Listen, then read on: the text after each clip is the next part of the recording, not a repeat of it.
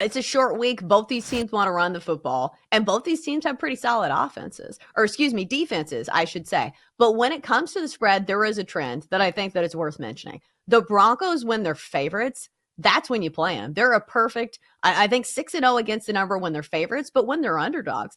In each of the last three instances, as dogs, they've only covered in one of those. So usually when they're getting points, it's not a good sign for Denver.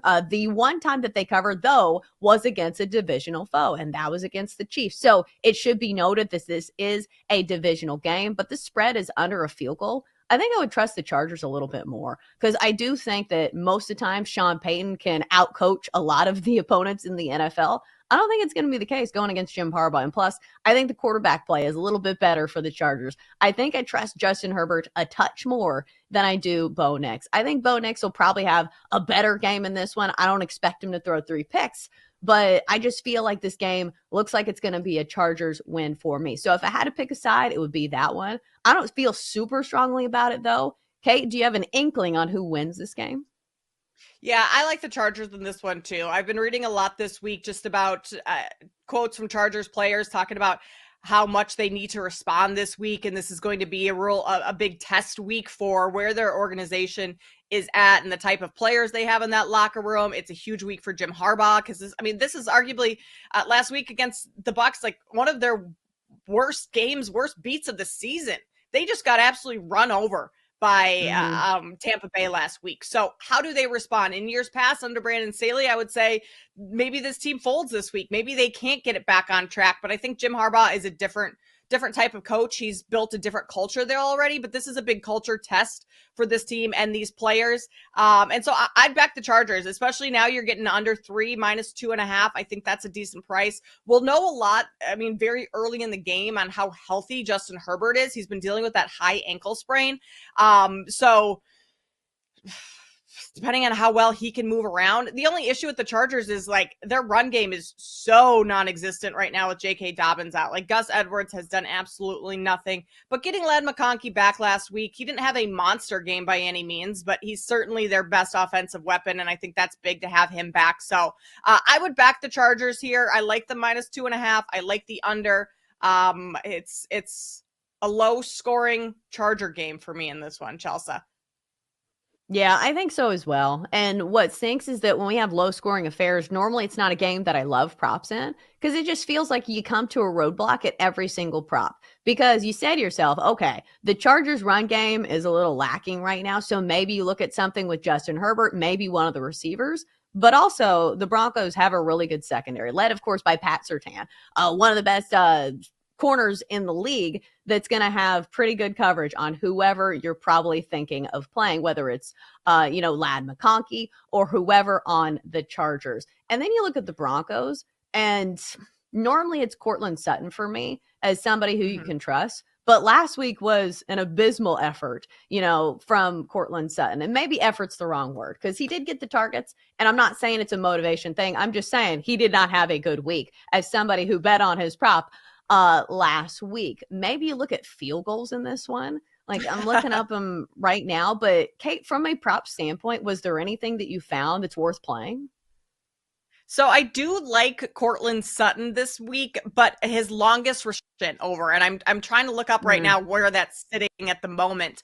But last week the Chargers defense, they gave up 10 explosive plays to the Bucs, and I know Baker Mayfield, a little bit different quarterback and different weapons than Bo Nix has, but prior to last week, the Chargers only allowed 4 plays of more than 50 yards all season. And Cortland Sutton certainly doesn't need a 50-yard reception to get over his longest prop. But if you look at what he's done, he's at least 20 yards in, what is that, 6 of his last 7 games, 30 yards in 4 of those games, being 30 yards or over as his longest reception. So I know the talk in the Chargers locker room this week is their defense needs to show up.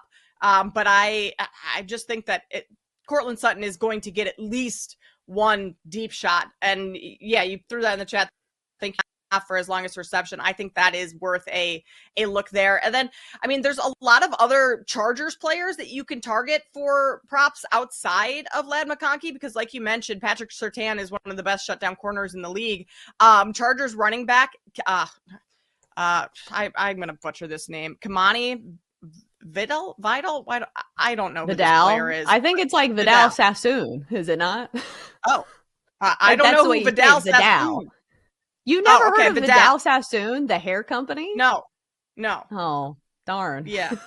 Yeah, I know. Yeah. But I mean, in terms of how many snaps he's playing, snap count, he's out there more than Gus Edwards is.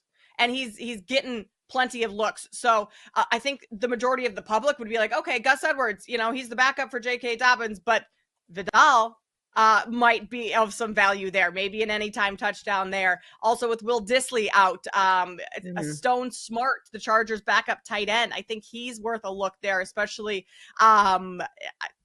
for an anytime touchdown. You can get him like 4-1 for an anytime touchdown, and the Broncos are giving up the 11th most touchdowns to opposing tight ends this season. So there are some sneaky ways to find some props that might be, a little bit lower because these players aren't so prominent on a week-to-week basis, but they're having to play larger roles now with how banged up the Chargers offense is.